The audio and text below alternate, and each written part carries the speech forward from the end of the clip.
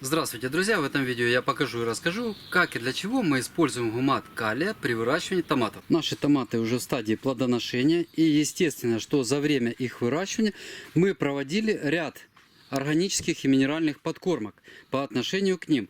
Но, как известно, подкормки, проведенные даже локально под корень, усваиваются растением порядка 30-40%.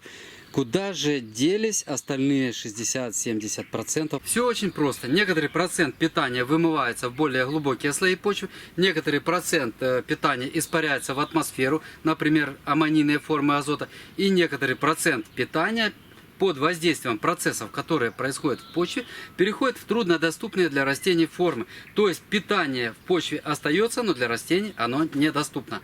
Друзья, вот то питание, которое вымылось в глубокие слои, либо то питание, которое испарилось, мы его уже не вернем и не достанем никаким образом. Но питание, которое находится в труднодоступной форме в почве, мы можем перевести в легкодоступную форму, и растение сможет его использовать по назначению. Таким образом мы увеличим процент эффективного использования проведенных раньше подкормок с 30-40%. Ну, частично еще повлияем на то, чтобы те подкормки дополнительно нам послужили. Точнее, нашим растениям.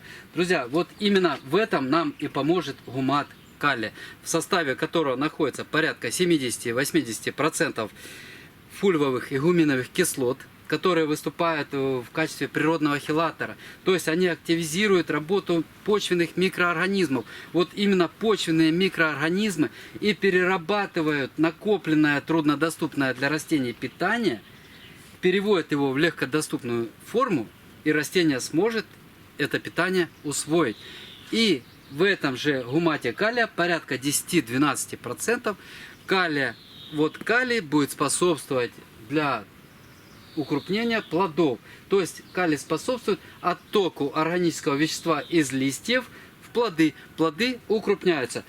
Гумат калия нам поможет также очистить нашу почву от вот этого накопленного балласта. Этот балласт в почве труднодоступный. Он совершенно не нужен. В почве должны хорошо развиваться микроорганизмы, червячки ползать, чувствовать себя комфортно. Но при проведении даже небольших минеральных подкормок, к сожалению, при их чрезмерном накоплении свойства почвы ухудшаются, повышается засоленность почвы, ну и так далее. Разные процессы, которые негативно влияют на нее. Сейчас мы будем проводить такой полив. Я хочу показать, как должен выглядеть готовый раствор гумата калия. Вот, друзья, как чай крепко заваренный. Видите, струя немножко светлая. Как говорил знаменитый врач Парацельс, нет вредных веществ, есть вредные концентрации. Поэтому, несмотря на всю пользу, которую приносит гумат калий почве и растениям, обращение с ним должно быть взвешенное и обдуманное, друзья. Превышение норм концентрации на пользу ни растениям, ни почве не пойдет. Поэтому около 3 грамм на 10 литров воды. Причем, если хороший гумат калия у вас будет, то растворяется прекрасно, без осадка, даже в холодной воде. Поливы можно проводить не только томатов, конечно же, а в принципе любых овощных растений, которые мы выращиваем на своем участке.